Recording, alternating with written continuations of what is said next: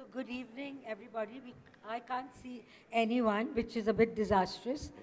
Uh, so I want to start with a statutory warning to my panelists, and that is being diplomatic is injurious to literature festivals.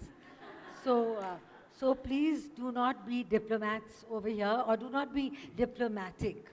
All right? Uh, I can see Philip looking a little worried. No, I just hope to falsify your statement. Okay. All right.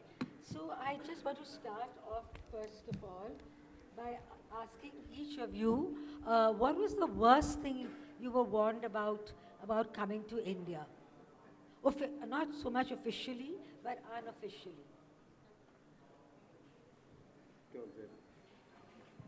No, in Dominican Republic, nobody knows anything about India or knows very, very, very little about India. So there was not many people to tell me things about India. But in my family, my parents came to India in 1970 and 1973.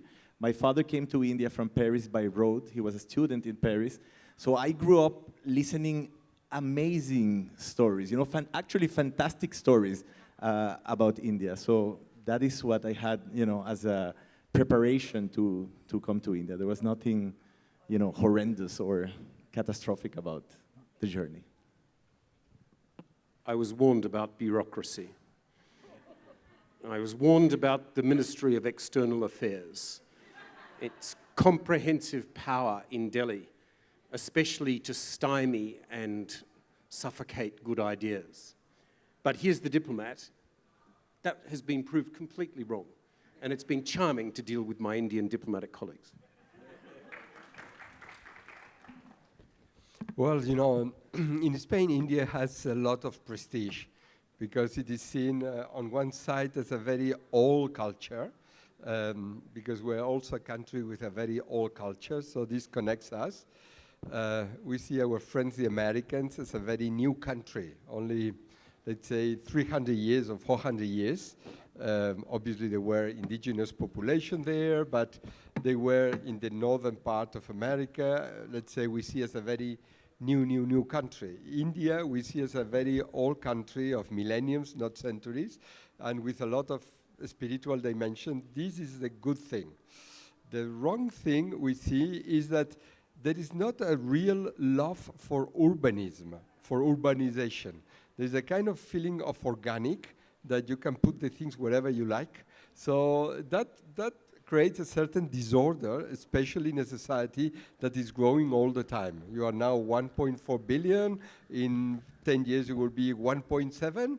So we have always been a culture very structured in urbanism. When we have arrived by chance to America, because we were coming to India, but apparently in the middle, there was a very big territory and we were stuck there. All what we did was always very connected with urbanism. If you go to the old cities of Quito, if you go to Lima, to Mexico, is a great concept of urbanism. Here is an organic concept of urbanism, and we think this is the only thing that surprises a little bit in negative way the Spanish people. Thank you. And how much of a chance do you have? I mean, I know that David does wander around Delhi because I went to his poetry session and he had these encounters with astrologers. So what about you, Philip and Juan? Do you get a chance to wander around Delhi or any other cities that you've been to? Well, I think I have been in quite a few. What impresses me on our life in this planet, and that there are incredible things that we ignore. So, for example, for me, India, obviously I've been in Udaipur, in Jaipur, in Hyderabad, in Bangalore, in Kashmir, but I didn't know before coming here of the caves of Ollanta and Ellora. I didn't know that, and I like art very much. And when you go there and you discover that this incredible heritage of more than 2,000 years in some of the caves, you are very impressed on how we can be in this planet ignoring such treasures. Well, wandering and New Delhi don't really go in quite the same sentence for me. Yes, of course, I like the city. I like wandering around. In this season, we're dealing with smog. In other seasons, we're dealing with heat.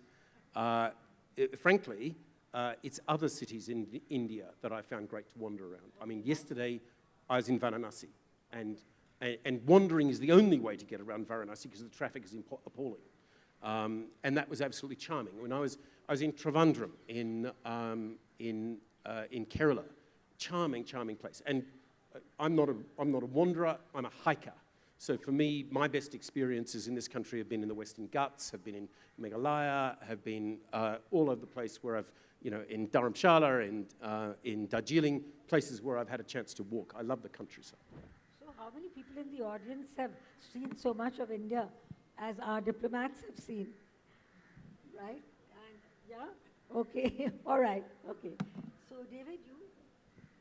Well, I have to say I love to walk, in Delhi, despite the pollution, despite the heat. I was here from 2006 to 2010. At that time, I walked a lot. This time I have done it less, I've wandered less. I came just in the middle of COVID. It was Delta wave, so during 6 months we were inside.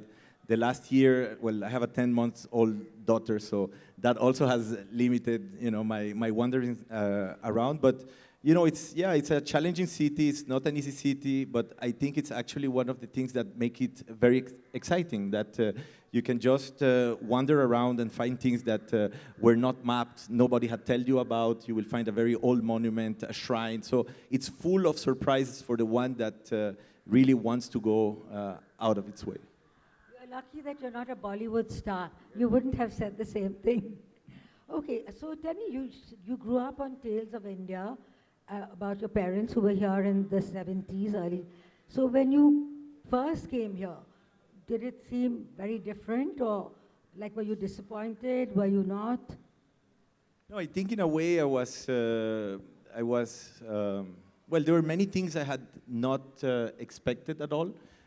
One of them, I coming from a tropical country, in my mind, India was also a country from the south, and I had this idea that, all the countries of the south will have the same kind of climate than the Dominican Republic, and one of my really big surprises was to discover that Delhi has these very marked and extreme seasons, including a winter that can be very, cold, and that is biting cold. So there were things like that I had never imagined. But I think that having, lived on all these stories of India, having had books related to India in the house, having had Indian food at home, I was in a way predisposed to like this place. I was ready not to see whatever annoying things were there, whatever, things that I would not like. So I was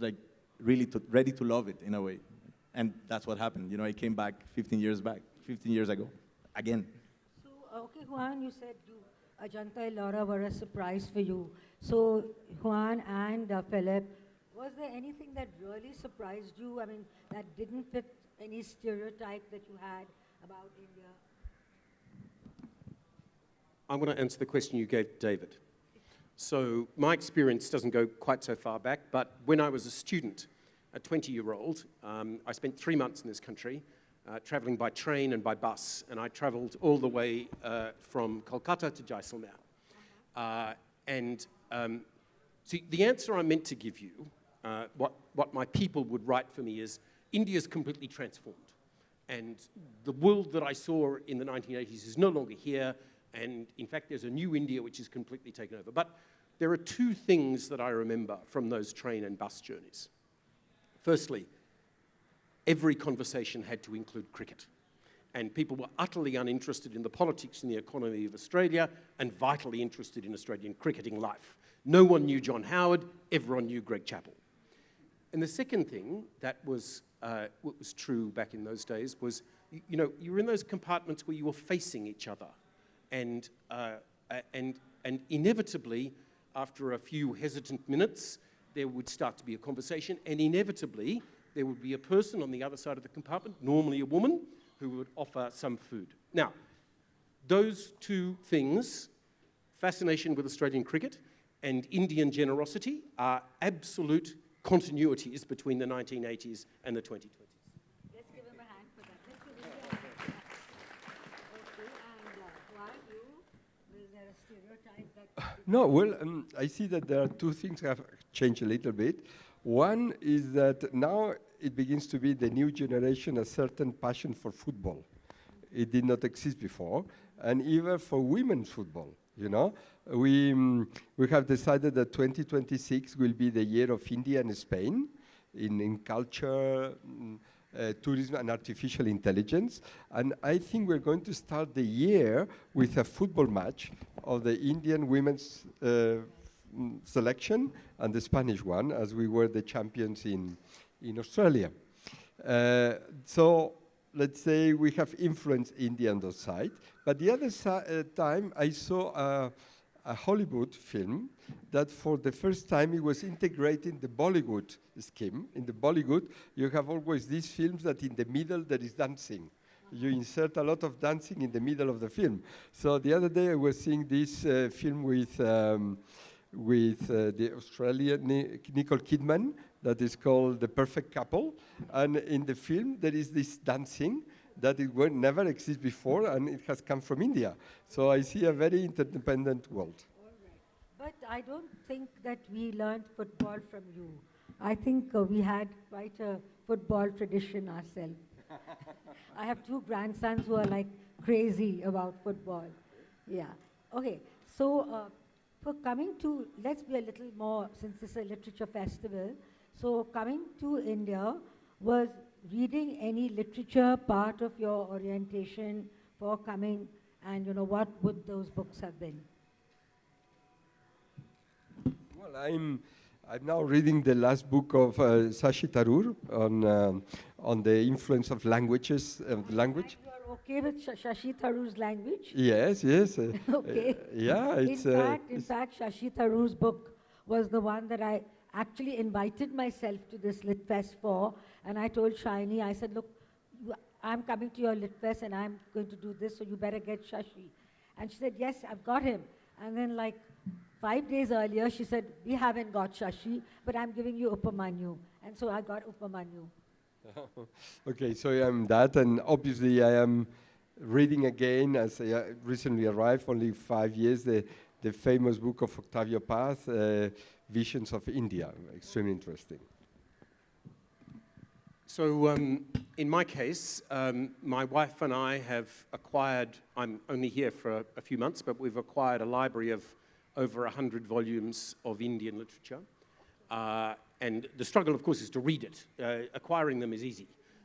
Reading it all is hard. Wonderful mixture between fiction and non-fiction. In fact, at the moment, I'm on an Indian poetry phase. I have very much focused on reading Indian authors about India. I was, until this afternoon, committed only to read Indian authors about India, but having heard William Dalrymple about his book about the true connections between India and the rest of the world, I think I'll make one exception, but I'm going to keep on with my Kabirs and my Tagores and my Sundar Mridals and my Yunus D'Souza's and my Ram Guhas and all of the others that I've acquired. Have you been reading any books in the translated books that we've got? Because that's like a little closer to the bone. Because now we have very good translations. Well, I tell you what is really striking. So I'm moving through Yunus D'Souza's anthology of Indian poetry, which covers the most extraordinary sphere. 2,500 years, 30 languages. Languages, I'm reading poetry in translation, obviously, from languages I'd never heard of before I opened this book. So yes, I am reading things in translation, but let's also be truthful. The Indian author in English is more than worthy of my reading, and the articulacy and the erudition of this society in English is really quite extraordinary. Okay, but I will suggest that you start reading the translations, because maybe I shouldn't be saying this, but I think a lot of the Indian writers in English are actually, really thinking in English as well. But if you read the translation ones, you will get a wonderful idea of India, and I'm sure my audience will agree with me on this. David? Yes, as I said, in my house there were many books from India. They were mainly books on spirituality, yoga, tantrism, etc. Before coming to India in 2006, which was my first stint in India, I had read very little fiction, but I used those four years I spent in India to catch up. I read an immense amount of fiction, of non-fiction, and actually my relation with Indian literature it's quite deep at this moment, because I have translated 2 or 3 Indian authors into Spanish. I have translated some of A.K. Ramanujan poetry in English. I mean, he writes in English, he wrote in English. I have translated a full collection of Arun Kolatkar, which was published in Spain in 2020. It's called Kalagoda Poems. And I have translated another writer from Bombay, whose name is Altaf Tirowala. His second book, Ministry of Hurt Sentiments, which is pending publication. But yeah, and I completely agree with you about reading authors in translation. I've discovered, for example, Vinod Kumar Shukla's work. He's a Hindi writer, alive, and the translations that we have available now, I think there's more and more translations, are mind-blowing. I mean, it opens a completely new universe when you read not only writers that write in other Indian languages, but they write about the region, about their reality, which is completely different to the one we experience in Delhi. Correct. I mean, I'm sorry, forgive me if I don't know this, but have either of you also written? I know that you organized, in fact, thanks to David, I know that you organized a big cultural event at the UN Spanish, right? But Philip, have you written anything yourself? I haven't, but some of my predecessors have. And in fact, there's a guy by the name of Walter Crocker. He served 2 full assignments as High Commissioner in Delhi for Australia. 8 years he lived in this country. He wrote a contemporary portrait of Mr. Nehru, which has recently been republished by Penguin with an introduction by Ram Guha. And I thoroughly recommend it. Now, I don't know that I can succeed where Mr. In the footsteps of my illustrious predecessor, but I do heartily recommend Walter Crocker's portrait of Nehru. Have you met Ram Guha at the Slipness? Yes, but too briefly. And I've read one of his very thick books, but I just want to engage with him a bit more personally. Well, yes, I have written 3 books, but there is only one that is translated into English that will be now translated into Hindi. Yes, and I wrote for the new generation, obviously. If anyone to read that is online, and it's called Momentum. And in fact, it was for the new generation. Why? Because I was stuck with the pandemic at home, and then my daughter came to see me and say, Daddy, it's terrible, this thing of the pandemic, because the previous generation was very well prepared. It arrived this crisis of Lehman Brothers, and it has been quite bad for 10 years. And now that we are taking off, it comes this pandemic and will be a disaster. Though I wrote a book for the new generation to see, in my view, how it is going to be plenty of opportunities and very different if we make a change. The change is to think that we're going to the era of the intelligence, where every human being is a great source of intelligence. The nature has already shown us in one finger, with a fingerprint, that is able to create 8 billion of different combinations in one finger. So imagine what is our neuronal connection. Each one is totally different. So we have to go out of the nation concept towards the planetary concept, having each individual as a kind of great treasure. Obviously, the nations are very useful because it's a way to organize the societies. I have said that it's more or less like the water. What is very important is the ocean. That is where you have the water. But when it rains, it is collected by the rivers, and the rivers take the water to the ocean. But the rivers don't get the water, they just transport. So the nations are a very intermediate state, and the real state is a planet where we have each individual as a very key element, and that's momentum. Wonderful. Okay, so actually I had a question, and I think you seem to have answered it, but you might like to elaborate a little more if you like. And that was that, do you get a book out of a posting, and are you kind of not allowed, well, obviously you're allowed to, but that's if you're writing something safe like a book on Nehru. But can you kind of really write a book about contemporary life of the posting that you are in, and is that then considered bad for, India or whatever relations with the Dominican Republic, Australia, or Spain? I think David has an example. Yeah, but Well, after- you heard me a few No, but minutes back. they haven't heard you. I was. And I didn't hear you because I didn't want to spoil the story for No, me. no. I mean, in the reading, I was reading something I'm writing at the moment, which is a prose, short proses inspired by encounters with astrologers. I would say that is very safe. Like it's. I mean, there's no risk at all. But I think it's a very, very tricky issue, and my experience shows it, because when I was in Cairo a few years back, I decided to do a book on the city of Cairo. I thought at the moment, I'm a junior diplomat, Dominican Republic and India and Egypt, not very strong relations, so I can do the book that I want to do.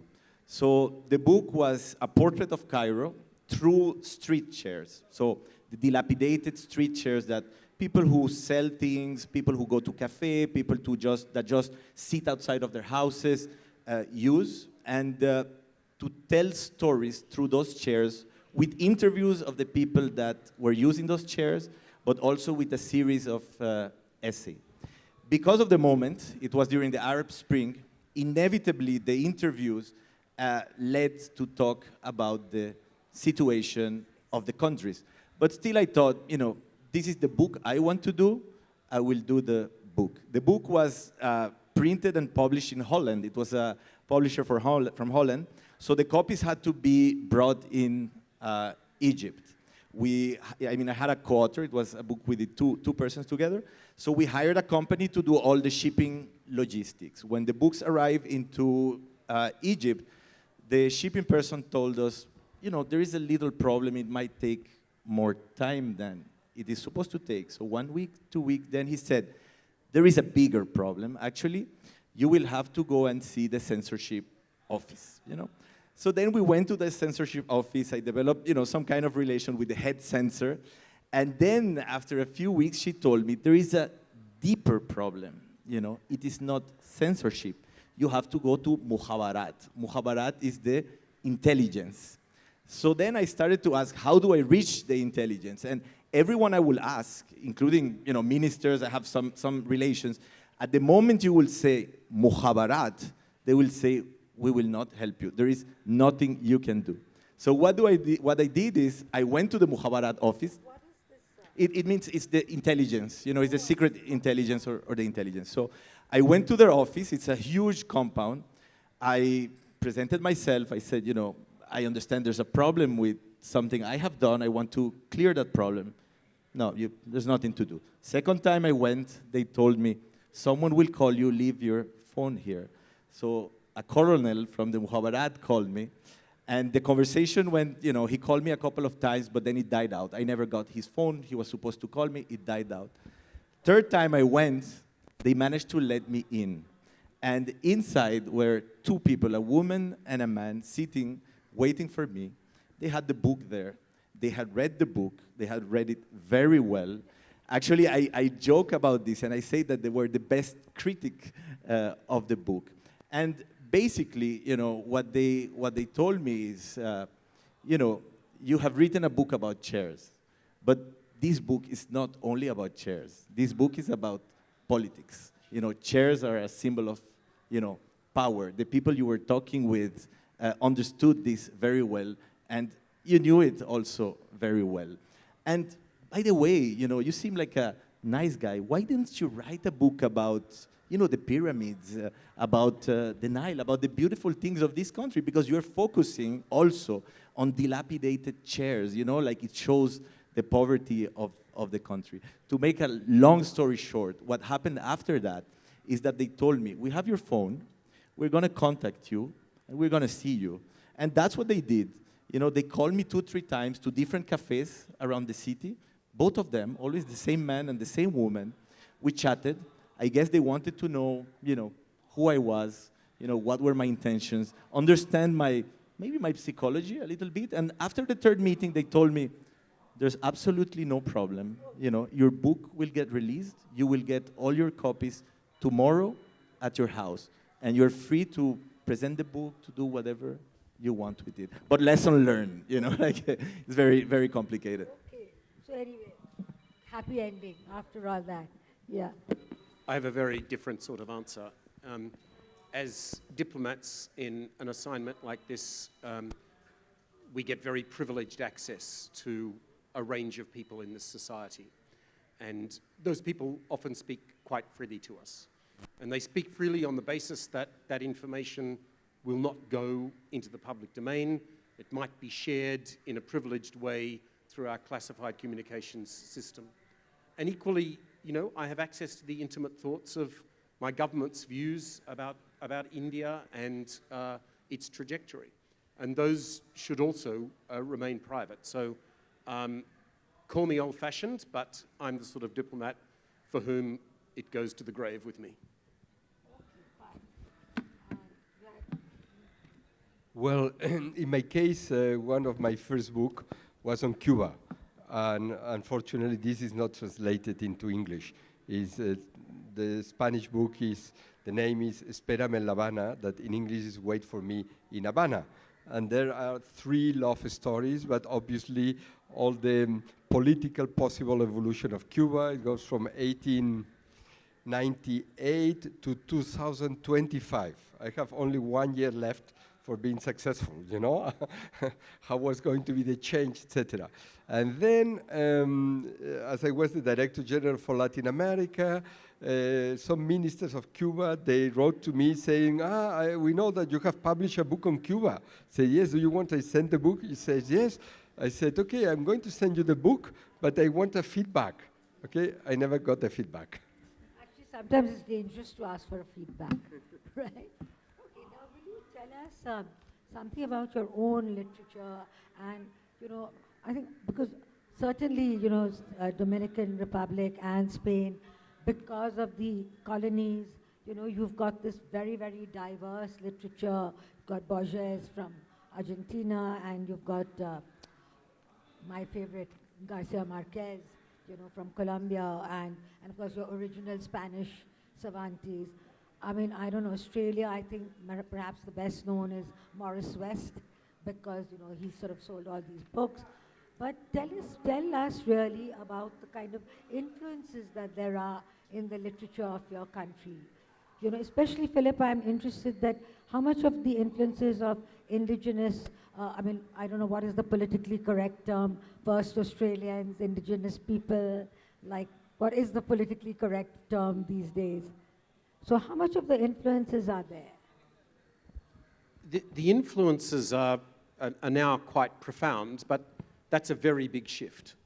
And frankly, when I grew up, the sort of literature I was asked to read told a story of white settlement in Australia, which was a lie. And now there is a very lively literature which is tracing the true history of Australia to valorize the 60,000-year-old tradition of our indigenous peoples, and B, to tell a true story about contact, which had many tragedies and many travesties. And that is something that modern Australia has to process and digest and reconcile. At the same time, there's a lively literature from our British ancestry, but there's a third part. So now, 1 in every 2 Australians was either born somewhere else, or one or both of their parents was born somewhere else. And by the way, the fastest growing group of Australians from other countries are Indians. That population is already nearly 1 million people, 4% of our population. Now that third group, we have Indigenous, we have those like me who come from a Caucasian background, and then the very many lively people from other countries, and one is here. There's a member of the Vietnamese diaspora who is at this very Lit Fest. They are further enlivening Australian literature. Now, those 3 groups tell all sorts of stories in all sorts of different ways, but there is one thing that binds them together, and that is the character of our land. You know, we are a single continent, and our land is a powerful determinant of the stories we tell, of a country which is ringed by water, of a country which is cut off from the rest of the world, and a country which is massive in scale. I could go on, but that thread about the land goes through all of the 3 different literature types of our country. Fantastic. Yeah, in the case of the Dominican Republic, I think what's interesting to see and to understand from the Indian perspective is that the Dominican Republic is one island of that archipelago that you call the West Indies. But in the Indian imagination of the West Indies, all the islands of that archipelago are English speaking and are linked in a way to India through the colonial history. But in that same archipelago, there are a few islands, including the Dominican Republic, including Cuba, who are Spanish speaking, which have a completely different story. And then their literature is also completely different from the V.S. Naipaul's and Derek Walcott, et cetera, et cetera. So the Dominican literature is a Spanish-speaking literature. It is basically connected with the whole Latin American literature. Of course, you know, magical realism, but, you know, it's connected with all the currents of the Latin American literature that have been, you know, traversed the regions since 19th century and 20th century. And, you know, and if you go one step back, the main connection is with European literature, of course, with Spanish literature, but also very strongly with French literature. And the shift that we're seeing now, it's actually an important shift in the last, I would say, 20, 25 years. It's, you know, a stronger connection with North American literature, stronger influence and references of American pop culture. And this is due, one, because of the proximity, but also because we have a very big diaspora. We have more than 1 million people living in the United States, and now we have authors of Dominican origin writing in English in the U.S. So I would say yes, there is a tradition which is the Latin American one, but that is changing. Yeah. You have sorry, what about migrants? I mean, I know you have a diaspora, but do you have a lot of migrants? I mean, you're a very small island, but from other countries? Well, yes, actually the Dominican Republic is a very special case in the sense that it is in an island which is shared by 2 countries. So we are an island, but we actually have a physical border with another country, which is Haiti.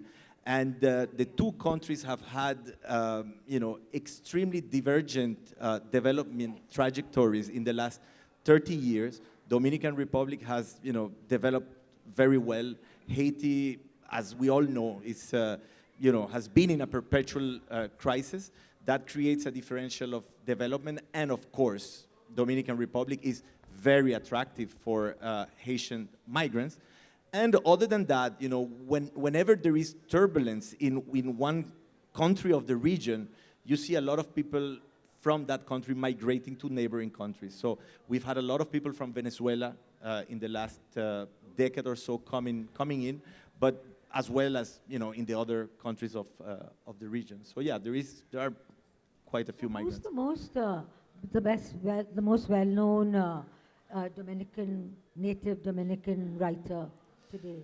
Well, there is a woman whose name is Rita Indiana Hernandez. She's in her late 40s. She's a wonderful, wonderful novelist. All her books, they're published in Spain by Periférica, which is a very important publishing house, but they get translated very quickly into English. So basically, if a Latin American author, a Dominican author, wants to be known beyond Latin America, it has to get translated into English. And then there is one author who is, Dominican-born, but has made all his career in the States. His name is Junot Diaz. He's won the Pulitzer Prize. His books are available in India. And he is probably the best-known, Dominican author, though his literature, all that he writes is related to the Dominican Republic. But when you read how he writes, it's the American tradition, his style, even his way of dealing with race. Everything is informed by the American literature. Well, that's colonialism all over the world, right? Okay. Well, we don't see ourselves in literature as a country.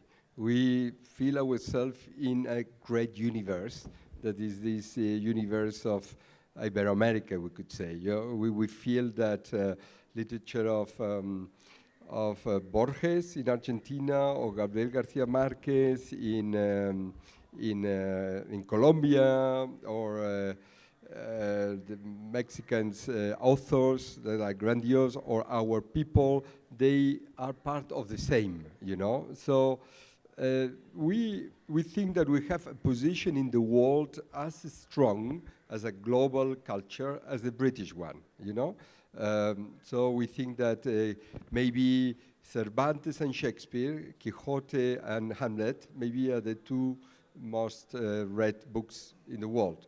As far as India is concerned, obviously in poetry, we have had an impact of Tagore in the poets in the 20th century.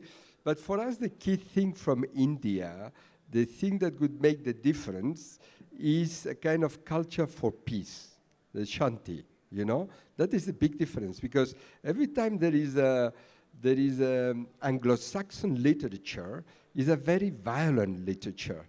It's cruel. So the characters are very real, are very deep, but it's very cruel, very, very, very fighting. We think we're in a very dangerous world, because as I was saying before, each individual is a jewel, is a treasure. And all this fighting is destroying this capacity. So we need much more literature coming from India, inspiring harmony and peace. This is what we need from here. Sorry, please, any questions from the audience? We've got a little over 2 minutes. 3 minutes, okay. I really can't see anything with these lights, so this gentleman here, yeah. Good evening. This question is directed to the Ambassador of the Dominican Republic. Good evening, Your Excellency. Your neighbor Haiti is almost always in a state of crisis.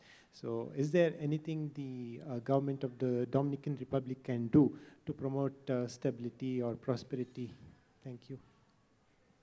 Yeah, well, one thing I always say, because people ask me, how is it that the two countries are so different? How come you share the same island? Of course, you can go back to the roots, the 19th century, et cetera, but the thing I always mention is that back in the 1970s, that means not too far away, 4 decades ago, the development of the both countries was quite similar. And even if you think of the tourist industry, which is one of the backbones of our economy, in the 70s there was nothing in the Dominican Republic in terms of tourism. And actually Haiti, because of its relations with France, they had started to build hotels, et cetera, et cetera. So there is no fatality to the situation, and of course, the Dominican Republic interest is that Haiti is a prosperous country because it is the main market for the Dominican Republic. Instability in Haiti is felt immediately in the Dominican Republic. One thing that the Dominican Republic has been doing, you know, and I think it's in a way it's helping Haitian economy, is that we have been actually welcoming a lot of people from Haiti, integrating them in the economy in the Dominican Republic. They have, of course, been doing the tough jobs in the Dominican Republic, but if those people will have not found jobs in the Dominican Republic, will have not been able to earn money in the Dominican Republic, and of course to send back money to Haiti, the situation there will be even worse than it is. Anyone else? No? Thank you so much. I just wanted to ask you all this question, that when you are expected to serve in countries that are in this race of global domination of influence, is there any difference in the attitudes of how the governments are, like for instance in China and India and US or Qatar or Iran, when compared to serving in countries which doesn't have such illusions? Any experiences that you can share about? Should I repeat the question again? Bachi? Did you get the question? Well, I think that there are countries that have been always being with more violence and desire of invasion, and countries who have been more for harmony. And I think that the good thing for India is this is a country that has not very invasive and has always been a kind of big flag for harmony and peace. So now it has a big responsibility. I think we are not in a great dangerous problem, because neither the Americans, neither the Chinese have been very invasive countries, in fact, if you see the history, you know. So thanks to that, can be a lot of tensions, etc. But we have to create a new culture of peace globally, to say that the same that in India, there were at a certain point 700 kingdoms, and you have a global space, and people can travel, can invest, can communicate without borders. We have to go to the next stage, you know, and where the key element is the individual and has a global framework that can move around. And India is one of the countries who can push for that. It's a complex question, and I'll only be able to answer one dimension of it. I've served a lot in Africa, in countries which are much less powerful than a Germany or a Britain or an India that I've served in. A characteristic of those countries is that they have little specific gravity. And so their way of negotiating the world is to understand it as deeply as they possibly can and find ways to maneuver through the great powers. The countries that I have served in which are more powerful, frankly, are less cognizant of the rest of the world, less interested in navigating and more interested in dictating. Now, let me be clear, I think India is somewhere on the cusp here, because you are a country which has not been a great power, but greatness is coming to you. I find Delhi a powerful interpreter of much of the rest of the world. I hope you can retain that as you gain power. Thank you. And shall I answer, or shall? So thank you. Sorry. Sorry. No, I just wanted to, but I see another question. Maybe, or shall I answer that question? We don't have time. Okay. Yeah. So no, I think that dealing with a country like India, which is rising, from the perspective of the Dominican Republic, which is, you know, comparatively a very tiny country, it's both an opportunity and a challenge. It's an opportunity because, let's say, an African country or a smaller country will not have the capacity to even look at our region or to engage with our region. And India being a big country and a country with global ambitions, it is now looking more seriously to Latin America, to the Caribbean, and even to countries like the Dominican Republic, where, to put you like just an example, India opened its embassy in the Dominican Republic 2 years ago. So that really shows, like the seriousness with which India is, thinking of itself and thinking of its relations with the whole world. Now, the challenge is that since we are a very small country in that region, the challenge is, in Delhi, how do we raise attention, to countries like our countries when there are so many competing countries trying to catch the attention of India? Thank you very much. I mean, I was very, very apprehensive about this session because it seemed to me like it was going to be extremely random. But I think we've learned a great deal. I'm sure you'll agree. So thank you very much, Juan, Philip, David. Excellent. Thank you very much. Thank you.